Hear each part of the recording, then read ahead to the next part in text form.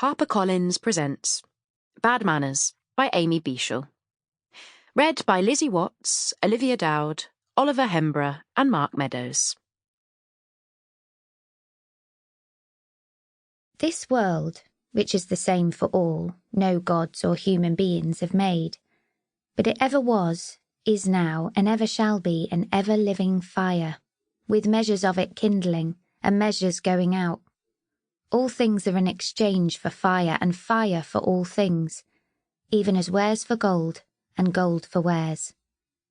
Heraclitus. She is surprised by the details that stick. The grit on the carpet that grinds tiny searing holes into her elbows when she attempts to force herself upwards.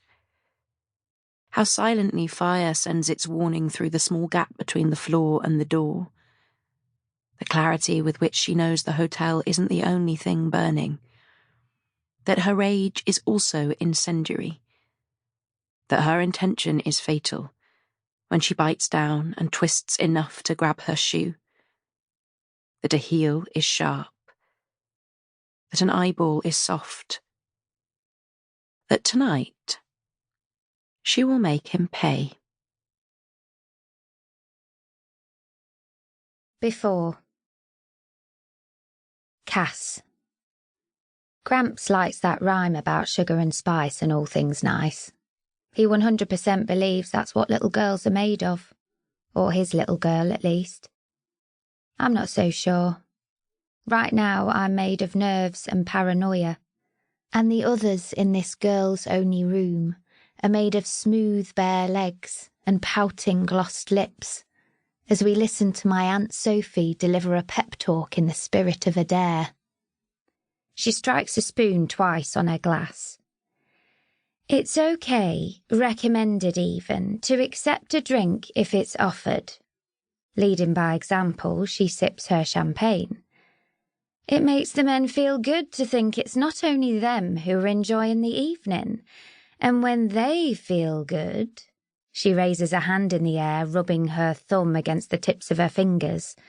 Well, we are here for the money, she reminds us, laughing. Then, as if maybe we've misunderstood, for charity. I clock how she is made of contoured certainty and that bright white electric smile. Can I just ask? The other girls turn to look at me. A slack-jawed model type with dewy skin and an apparent intolerance for newbies furrows her brow and clicks her cherry-red nails. Go on. My aunt's once-over is sharpened by our earlier conversation, in which she had suggested, if there was time, I should think about fake tan. Why is the dinner men only? Heat rises in my cheeks when the lithe, well-seasoned pro rolls her black-lined eyes. Sophie puts her glass on the dressing table, tucks her glossy blonde hair behind her ears, and shrugs like, isn't it obvious? They behave differently when their wives aren't watching. Her tone is collected, every word long. That's great for the charities, and great for you too, if you play the game well. She tilts her head in a gesture implying empathy. Your choice. She'd said the same towards the end of our call this afternoon. It's in the event of showcase event, Cass. It'd be good to have family eyes on the scene. I'd asked if my cousin Will could do it. As brilliant as my son is, he doesn't quite fit the bill. I need you, Sophie had said. Your choice, though. Which it was, of course. There wasn't a gun to my head.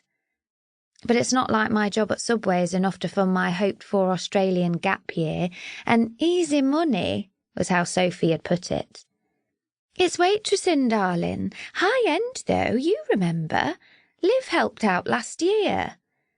I did remember.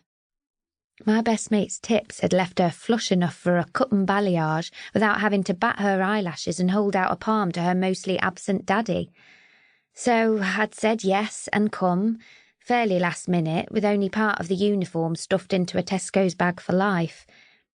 When I'd arrived, Sample complete. Ready to continue?